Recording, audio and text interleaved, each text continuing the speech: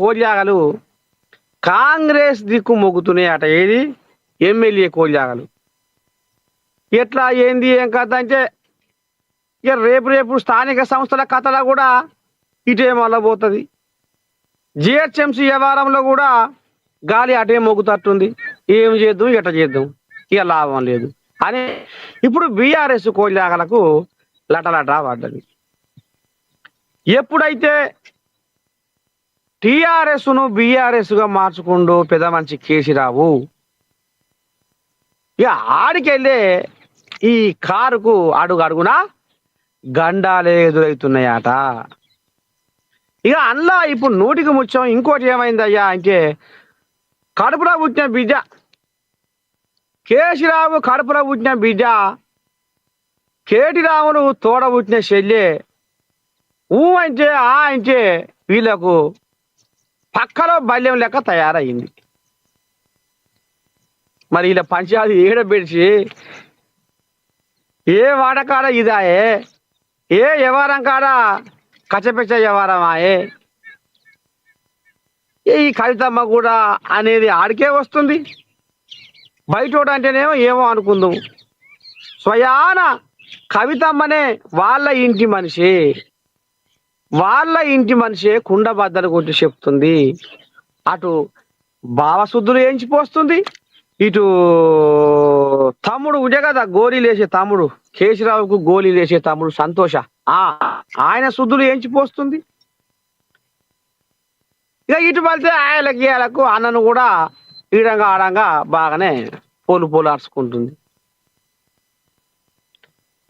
ఇక ఈ పంచాయతీ అంతా కమ్ముకొని ఆఖరకు వస్తారు కల్లా చెరువు నిండి మత్తడి దొరికినట్టు ఇక ఆమె ఇప్పుడు గుండెలో ఉన్న బాధను మొత్తం ఇక తెలంగాణ జాగృతి జనం బాట అని పెట్టి ఇక ఆ జనం బాటలా గడికోపారి ఈ బీఆర్ఎస్ వల్ల వ్యవహారమే ముంగటేస్తుంది. జనాలకు కూడా అరే నిజమే కావచ్చునా అని కవితమ్మనే గిట్ట మాట్లాడుతుంది అనేది ఇప్పుడు ఇక ఊర్ల పొంట ఉన్న జనాలు ఏచమ్మ ఏచి తీరుగా పచ్చమ్మ పచ్చి తీరుగా మాట్లాడుకుంటా ఉన్నారట. ఇక ఇంట్లోనే ఇప్పుడు ఇక బలం తక్కువైపోయింది కారుకు. ఇంకా 10 మంది ఎమ్మెల్యేలు ఇక మరి చెయ్యి పార్టీలో షరీక అయితందుకు సిద్ధంగా బాబనాయనని మాట్లాడుకొని ముహూర్తం టైం రాసి పెట్టుకొని కూర్చుర్రట. అయ్యో శంకర భగవంత ఏం చేద్దాము నమో నారాయణ ఎంతలో ఎంత పని అయిపోయాగారా బా. ఇక ఇంట్లో ఇప్పుడు ఇంకో ముచ్చట ఏంటంటే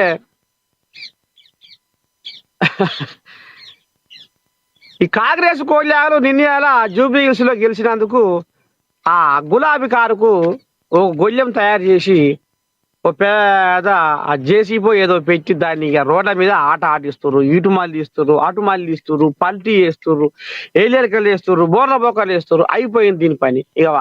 ఇక ఇది ఇంతింత సోషల్ మీడియాలో రచ్చరంబోలా అయింది. ఇక అయిపోయిందిరా మన పని. కారు పాత ఇనుప సామాను షాపు కాడికి పోయే అలా అయింది. ఇక లాభం లేదని ఇప్పుడు సోషల్ మీడియాలో కూకట్పల్లి కోల్యాగా కూ అంటుందట, సనత్ నగర్ కోల్యాగా సై అంటుందట. మొత్తానికి ఇక కాంగ్రెస్ గూటికి తొవ్వ ఏడంగా ఉంది అని పునుకులాడుతున్నారట 10 మంది బీఆర్ఎస్ ఎమ్మెల్యేలు. ఇక ఈ ముహూర్తం తయారు చేసుకొని పెట్టుకుర్రాట. ఎప్పుడు ఎట్లా ఏం చేయాలి తొవ్వ ఎవరితో సాఫ్ చేసుకొని పోవాలి రేవంతమయ్య కాడికి అనే కాడ ముచ్చట నడుస్తుందట. ఇక ఇప్పటికే మధ్యాహ్న మెదకులో 4 కోరియాలు పోయి పెద్ద మనిషిని కలిసినాయి. రాసుకొని పూసుకొని తిరిగి వ్యవహారం నడుస్తుంది. ఇక ఈ ఢిల్లీ పెద్దలకు కూడా ముఖం సూపులు కంటి సూపులు అయిపోయినాయి. ఇక రేపో మాపో శరీర సూపులు కానున్నాయి అనేది కూడా నడుస్తుంది. అలా ఓ కోల్యాగా గతంలోనే కాంగ్రెస్ తీర్థం పుచ్చుకుంది మెదక్ కోల్యాగా. ఇక ఇప్పుడు అంబర్పేట కోయిల కూడా లెంకలు కొడుతుందట. ఆడంగా ఈడంగా బెదిరి బెదిరి చూసుకుంటా కారు దిగి శరీరకి అయితందుకు అంబర్పేట కోయిల కూడా కాలేరు వెంకటేష్. ఇక ఆ కోయిల గతంలో బతుకమ్మ పండుగ గోలిగా ఓ బాంబు వేల్చింది. ఏందది? బతుకమ్మ కుంట. అంబర్పేటలో బతుకమ్మ కుంట పునరుజ్జీవం మీద బతుకమ్మ కుంటకు రేవంతమయ్య మళ్ళా ప్రాణం పోసిండు.